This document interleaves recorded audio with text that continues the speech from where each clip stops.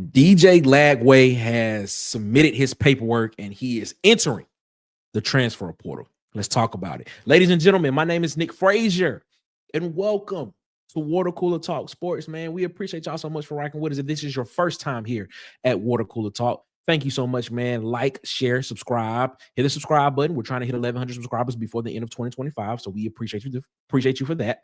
If you are a returning viewer, like the video, share the video, comment on the video. If you haven't subscribed to the channel, man. We really would love your support, man, and we appreciate you so much for coming around the water cooler and kicking it with us, man. All right, let's get into the topic for today.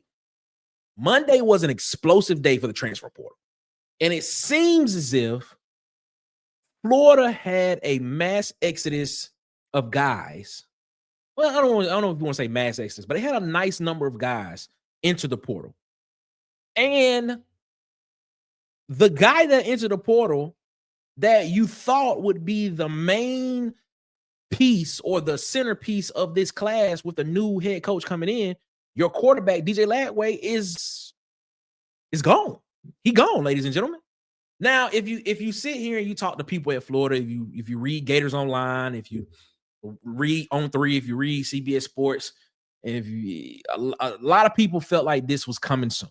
You know, people that cover Florida, people that cover Florida Gators football, people that are in the know down there, they felt as if this was something that was coming very, very soon. Like it was inevitable. You listen to people say that the way that new head coach John Summerall was speaking about DJ Lagway, or the lack thereof speaking about DJ Lagway, seemed as if he wanted to go in a different direction at quarterback.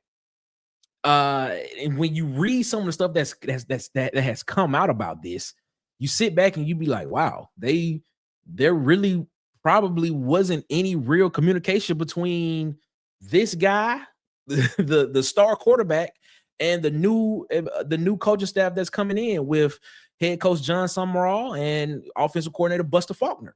So you sit back and you look at it and you say, wow, man, did they not prioritize DJ Lagway? Do they not see a future with DJ Lagway as the quarterback there of the Florida Gators? You got to understand, this was a talented guy coming out of high school. I believe he was top five in the country coming out, 6'3", 247 pounds, man. He was a five-star athlete, five-star quarterback coming out of high school. A lot of teams wanted him, but he wanted to go to Florida, and that's where he ended up going. I was reading a CBS Online article earlier, and they basically hinted at the fact that the initial meeting between DJ Lagway and the coaching staff did not go well.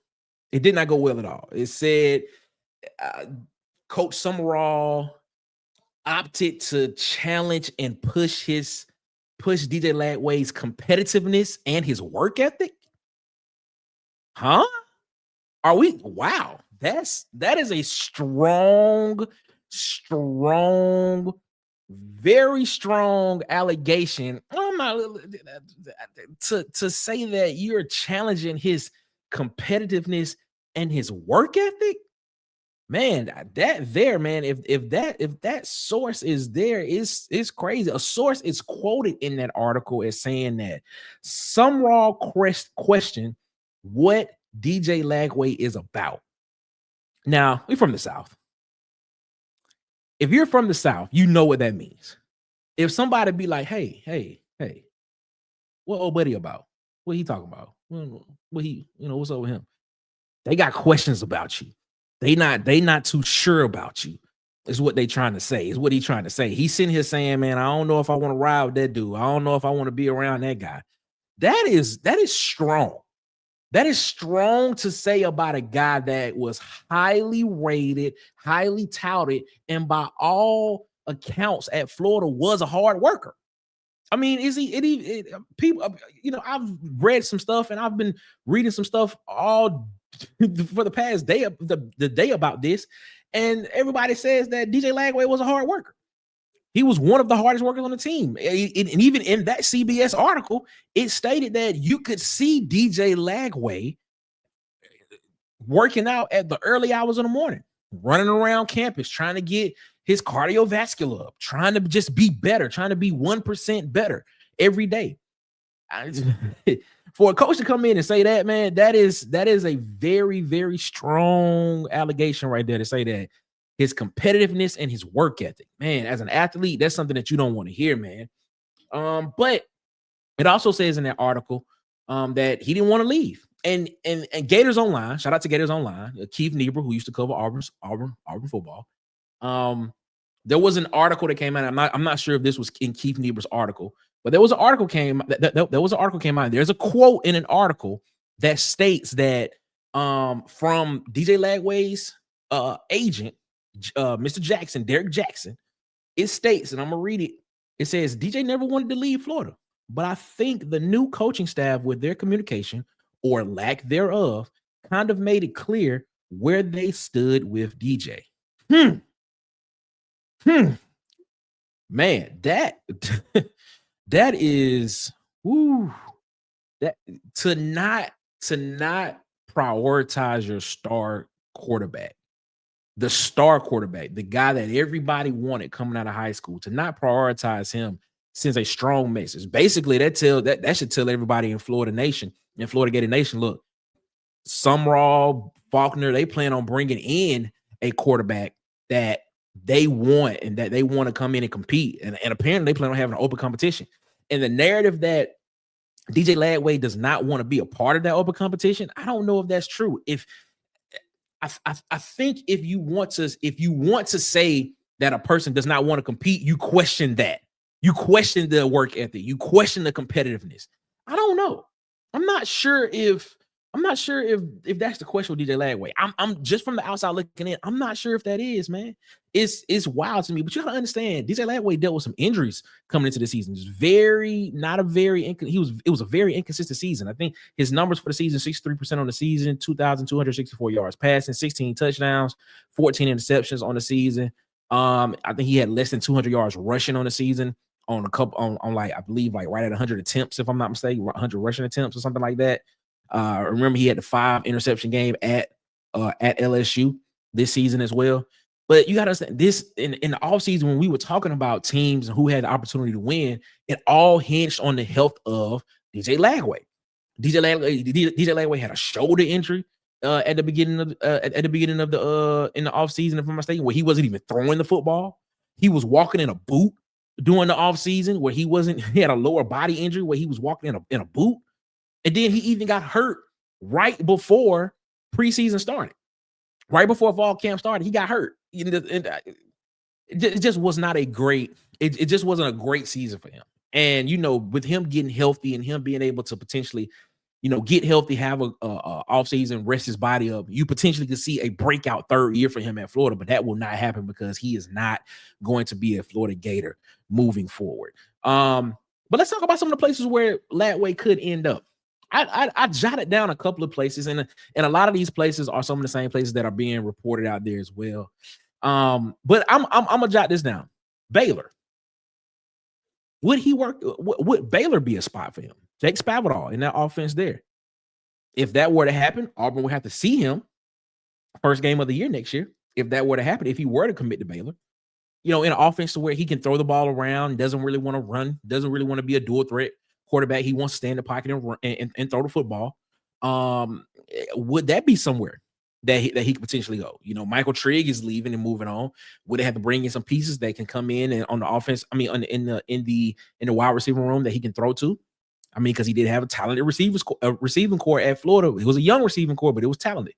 That could be an interesting place. LSU. Lane Kiffin is now at LSU.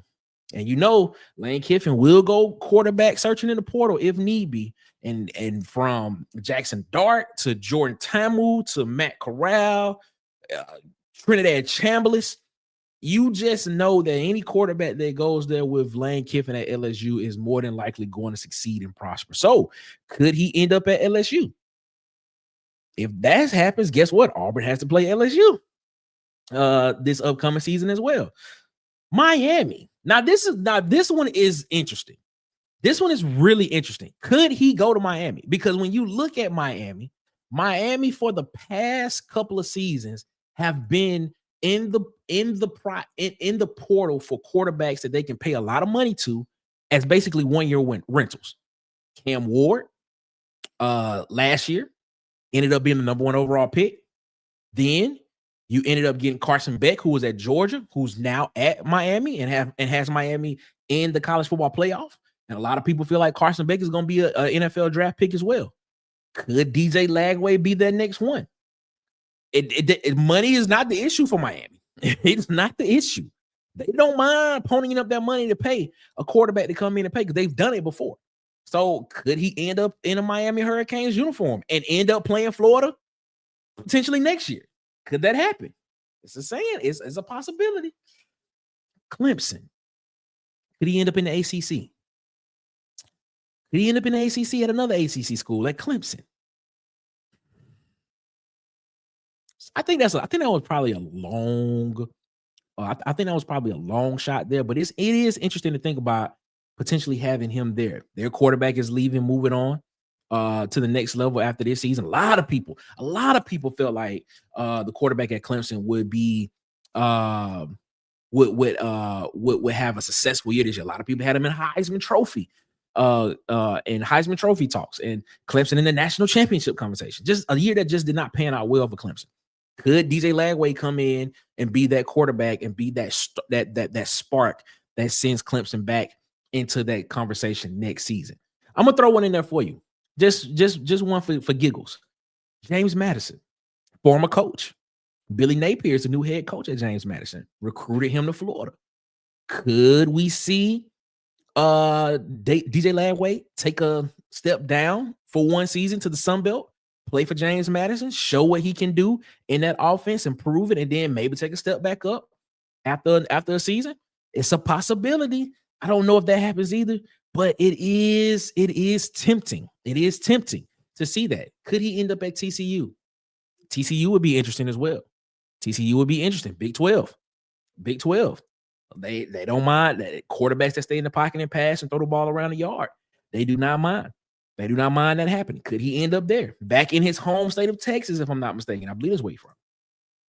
It's a lot of things that's going to happen, man. But this news had to have been the biggest news of Monday, of the biggest name entering the portal so far, or announcing their intentions to enter the portal. This is a big one, man. Tell us in the comments, where do you think DJ Lagway will end up? Where will he be playing college football next season? You tell us in the comments, man. We appreciate y'all so much, man. Please make sure you subscribe. Make sure you like. Make sure you comment. Share the video. We're on our way to 1,100 subscribers, so please help us get there, man. We appreciate y'all so much. I'm Nick Frazier from Water Cooler Talk Sports, man. We appreciate you, man. We'll see you next time.